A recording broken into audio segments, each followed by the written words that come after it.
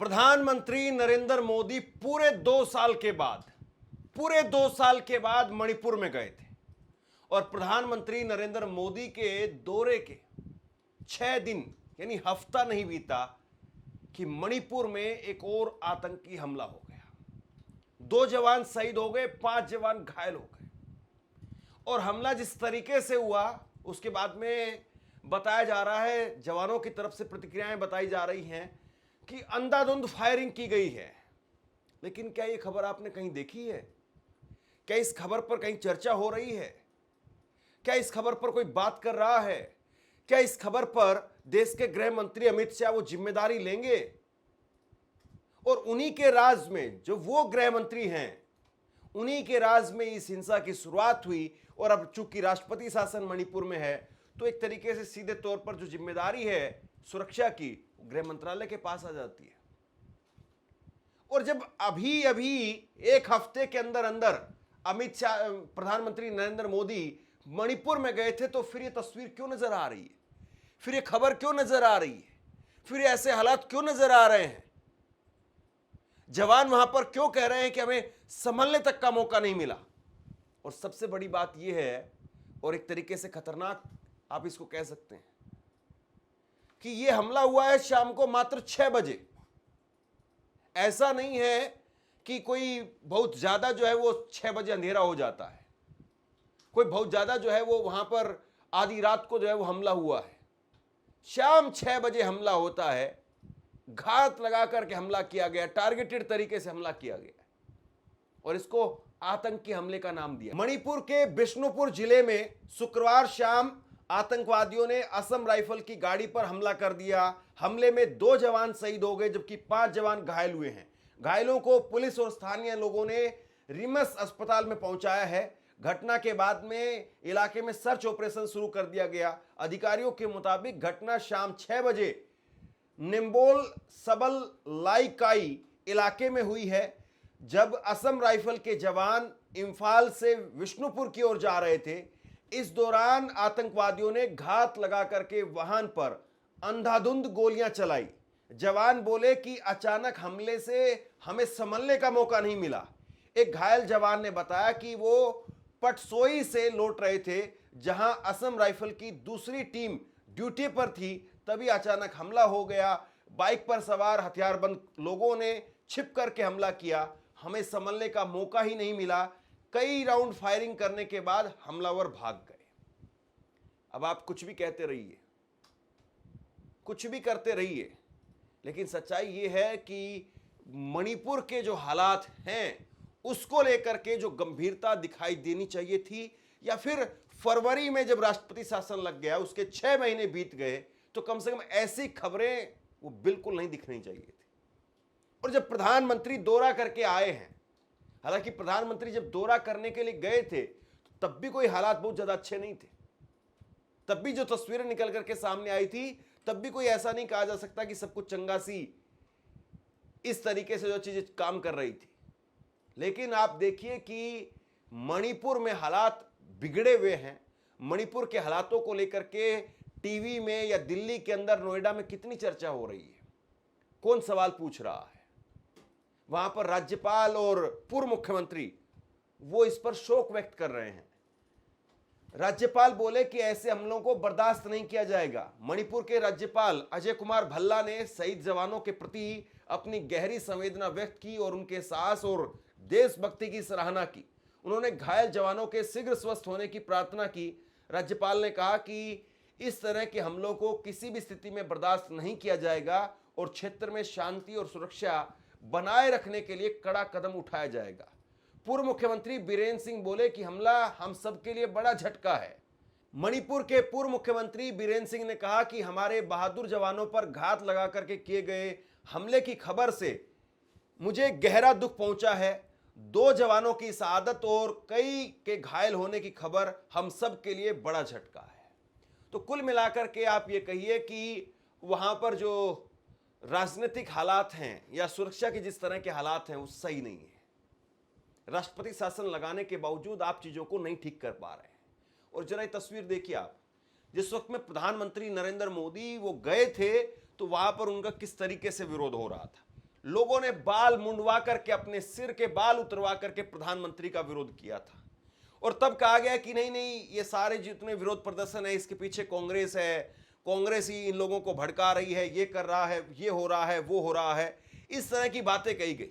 लेकिन आप बताइए कि वहाँ के जो स्थानीय हालात हैं, जाहिर सी बात है लोगों को पता है कि वहाँ पर स्थिति बहुत अच्छी नहीं है।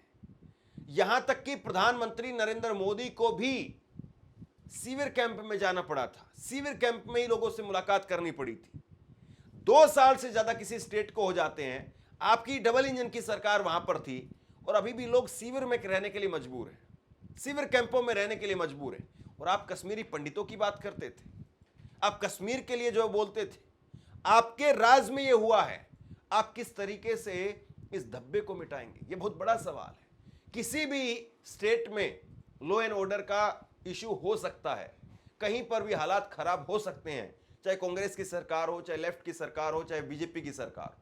लेकिन सवाल इस बात का है कि उस राज्य में फिर हालात कब सामान्य हुए? 2 साल से ज्यादा लग गया आपको, 2 साल से ज्यादा, और अभी भी हालात वहां पर क्या सामान्य हैं? प्रधानमंत्री नरेंद्र मोदी अभी गए थे तो प्रधानमंत्री नरेंद्र मोदी कह रहे थे कि दिल्ली और मैं आपके साथ खड़ा हूं। तो बताइए, साथ अगर प्रधानमंत्री खड़े हैं तो फिर यहां पर ये हालात क्यों हो रहे हैं?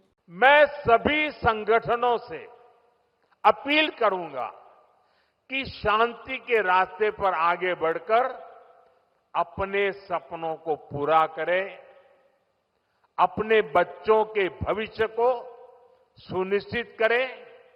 और मैं आज आपको वादा करता हूं, मैं आपके साथ हूं।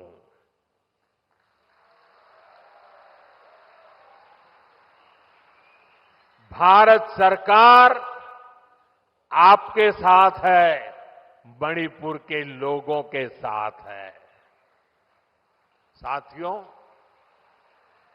मणिपुर में जिंदगी को फिर से पटरी पर लाने के लिए भारत सरकार हर संभव प्रयास कर रही है।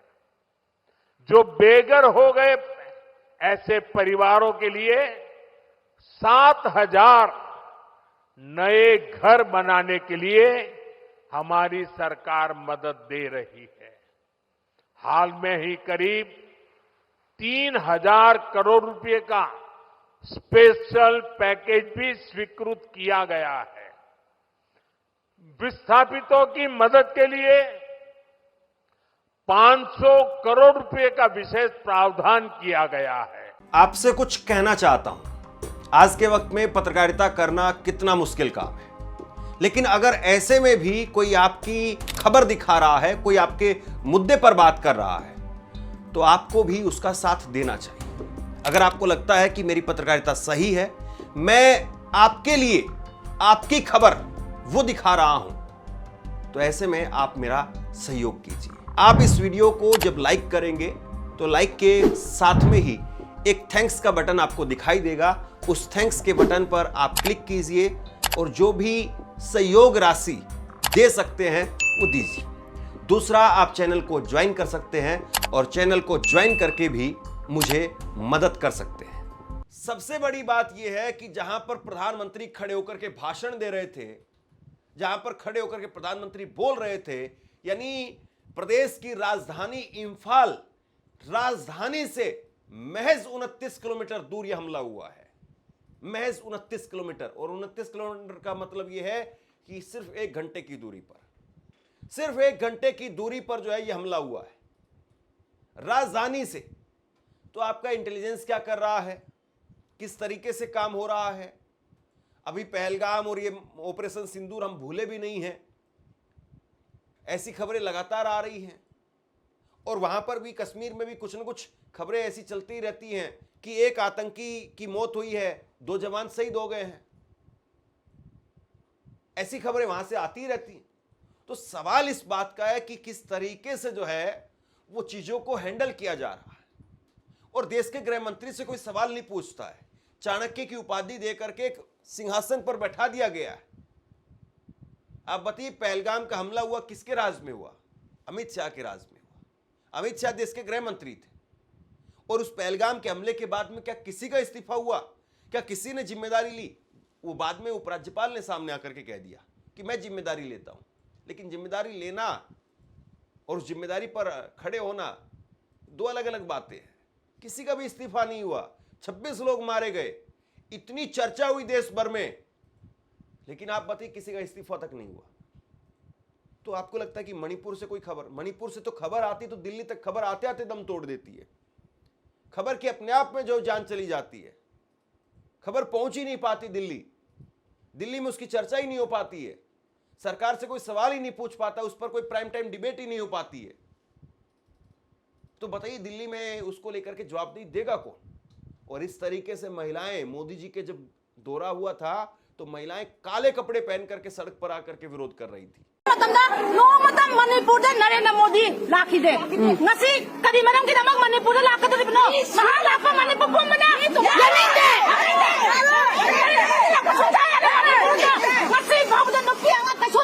कुकी नुपी अली मपी थोंगना सकपकीदमक मागी नुपी अली दुगी इज्जत की दमक कनो तौगी अदुबो अखोई मणिपुर प्रजाकी इमा मयामगी इसा मयामगी मतलब मानो मत मणिपुर लाप्रो गोबे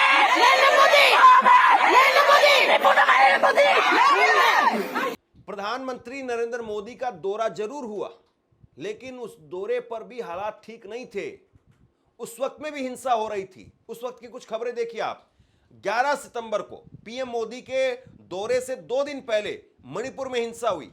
पीएम मोदी के मणिपुर दौरे से 2 दिन पहले भी राज्य में हिंसा भड़की थी। 11 सितंबर को रात को चूराचांदपुर में उपद्रवियों ने प्रधानमंत्री मोदी के स्वागत में लगे पोस्टर बैनर फाड़ दिए थे, बैरिकेडिंग गिरा दी थी और उसमें आग लगा दी। 10 नवंबर को सीआरपीएफ चौकी पर हमला करने पहुंचे 10 उग्रवादी मारे गए। मणिपुर के जिरीबाम जिले में 10 नवंबर 2024 को सीआरपीएफ के जवानों ने एनकाउंटर में 10 कुकी उग्रवादियों को मार गिराया था। इन उग्रवादियों ने यहां के पुलिस स्टेशन सीआरपीएफ चौकी पर हमला किया था और जवाबी कार्रवाई के दौरान सीआरपीएफ का एक जवान भी घायल हुआ था। 14 जुलाई को मणिपुर में सुरक्षा बलों के काफिले पर हमला हुआ। सीआरपीएफ के जवान यहां पर शहीद हुए। मणिपुर के जिरीबाम में 14 जुलाई को सीआरपीएफ और पुलिस टीम के काफिले पर कुकी उग्रवादियों ने हमला किया था, जिसमें सीआरपीएफ का एक जवान शहीद हो गया था और इसमें पुलिस का एक अधिकारी भी घायल हुआ था। तारीखें बदलती रही, घटनाएं बदलती रही, लेकिन घटनाएं रुकी नहीं। और मणिपुर को लेकर के प्रधानमंत्री नरेंद्र मोदी वो कहते हैं कि नहीं नहीं, मणिपुर के तो नाम में ही मणि है। आप इस तरह की अंताक्षरी से, इस तरह की तुकबंदी से वो मणिपुर की तस्वीर बदलने की सोच रहे हैं क्या? और क्या वाकई ऐसी तुकबंदी से तस्वीर बदल जाएगी क्या? प्रधानमंत्री का बयान उस वक्त का सुनिए आप। प्रधानमंत्री कह रहे हैं कि मणिपुर के नाम में ही मणि है। ये वो मणि है जो आने वाले समय में पूरे नॉर्थ ईस्ट की चमक को बढ़ाने वाली है। भारत सरकार का निरंतर प्रयास रहा है कि मणिपुर को विकास के रास्ते पर तेजी से आगे ले जाए। हिंसा भड़कने के 2.5 साल बाद आखिरकार नरेंद्र मोदी जी आज मणिपुर जा रहे हैं, लेकिन सनद रहे वो वहां पर विस्थापित लोगों से मिलने या लोगों के आंसू पूछने या उन महिलाओं जिनके साथ बर्बरता हुई उनको ढांढस बंधाने या शांति की अपील करने नहीं जा रहे हैं। वो आज भी वहां पर रेलवे प्रोजेक्ट के उद्घाटन के लिए जा रहे हैं और शायद इसीलिए मणिपुर में उनके आगमन का विरोध हो रहा है। भला कौन भूल सकता है कि 2.5 साल से जलते हुए मणिपुर को अपने हाल पर छोड़कर मोदी जी तो दुनिया नाप रहे थे। कौन भूल सकता है कि जब तक मणिपुर में अपनी सरकार पर नहीं बनाई तब तक राष्ट्रपति शासन नहीं लागू हुआ। कौन भूल सकता है कि इन 2.5 सालों में नरेंद्र मोदी जी ने शांति की एक अपील नहीं की और मणिपुर के एक जनप्रतिनिधि से नहीं मिले। कौन भूल सकता है कि जब आदमखोरों की भीड़ ने महिलाओं को नोचा तो 78 दिन तक मोदी जी चुप रहे और जब बोले भी तो 36 सेकंड के लिए। कौन भूल सकता है कि समूचे विपक्ष को एक अविश्वास प्रस्ताव लाना पड़ा जिससे कि मोदी जी सदन में मणिपुर पर वक्तव्य दे सके और मणिपुर पर उन्होंने 2 मिनट बात की। कौन भूल सकता है कि बीरेंद्र सिंह को मुख्यमंत्री बनाए रखा जिनकी पुलिस आर्मी पर हमला कर रही थी। कौन भूल सकता है कि हथियारों की अनवरत सप्लाई चलती रही और लोगों के हाथ में बंदूकें थी और वो सड़कों पर थे। पूरी तरह से अराजकता फैली रही। मैं आशा करती हूं कि आज उद्घाटन करने के बाद मोदी जी हाथ जोड़कर मणिपुर से माफी मांगेंगे उन महिलाओं से जिनके साथ वो बर्बरता हुई कि सोचकर रूह कांप जाए। माफी मांगेंगे उन बच्चों से जिनकी हत्याएं हो गई। माफी मांगेंगे उन विस्थापित लोगों से जिनका सब कुछ उजड़ गया। माफी मांगेंगे एक ऐसे व्यक्ति को मुख्यमंत्री बनाए रखने के लिए जिसके ऊपर आरोप है कि उसने हिंसा भड़काई थी। मुझे एक बात का हमेशा फक्र रहेगा कि जब मोदी जी ने मणिपुर से मुंह मोड़ लिया था और उसके हाल पर उसको छोड़ दिया था, राहुल गांधी जी लगातार मणिपुर जाते थे, लोगों का हाल पूछते थे, उनको ढांढस बंधाते थे, उनके आंसू पूछते थे और ये विश्वास दिलाते थे कि ये देश उनके साथ खड़ा है। काश ये काम मोदी जी ने भी समय रहते किया होता। कुल मिलाकर के मणिपुर में इस वक्त में जो हालात हैं वो ठीक नहीं है और ये तस्वीर पिछले 2 साल से बदस्तूर जारी है। ये तस्वीर बदलनी चाहिए। देश के किसी हिस्से में अगर आग लगी हो, देश के किसी हिस्से में लोग अगर तड़प रहे हों, देश के किसी हिस्से में अगर लोग परेशान हैं, भयभीत हैं, तो जाहिर सी बात है ये कहना कि देश बहुत मजबूत हाथों में है, देश सुरक्षित है, ये फिर कहां तक जायज है? ये तो सवाल उठेगा। और अगर आप 56 इंच की छाती की या फिर अमित शाह को अगर आप कहते हैं कि सरदार पटेल के बाद में अगर कोई देश को गृह मंत्री मिला है, मजबूत गृह मंत्री मिला है, लोहपुरुष गृह मंत्री मिला है, तो वो अमित शाह है। जब आप इस तरह की बात अगर आप कहते हैं तो उसके बाद में मणिपुर जैसी घटनाएं तो नहीं होनी चाहिए। और जब इंटेलिजेंस आज के वक्त में, आज के दौर में इतनी एडवांस हो चुकी है, तो क्या आप राजधानी से 29 किलोमीटर दूर भी ये नहीं देख पा रहे हैं कि क्या हो रहा है या क्या होने वाला है? तो आप पर सवाल क्यों नहीं खड़े होंगे? लेकिन सवाल तो तब खड़े होंगे जब खबर आएगी, जब चर्चा होगी, जब बात होगी। यहां तो खबर ही नहीं पहुंच पाती है। खैर, हम उम्मीद करते हैं कि मणिपुर के हालात जल्द से जल्द ठीक हों। मणिपुर के कुकी समुदाय के लोग या मैतेई समुदाय के लोग, वो दोनों आपस में शांति बनाने का जो भी प्रयास हो सकता है उसको जरूर करें। और सरकार ना केवल मणिपुर को लेकर के उसको गंभीर प्रयास करने चाहिए, बल्कि उसके प्रयास जमीन पर दिखने भी चाहिए। अभी जो तस्वीर दिखाई दे रही है, ये तस्वीर वाकई सही नहीं है। आप क्या सोचते हैं इस खबर को लेकर के? नीचे कमेंट बॉक्स में लिख करके जरूर बताइए। इस खबर को शेयर कीजिए। धन्यवाद।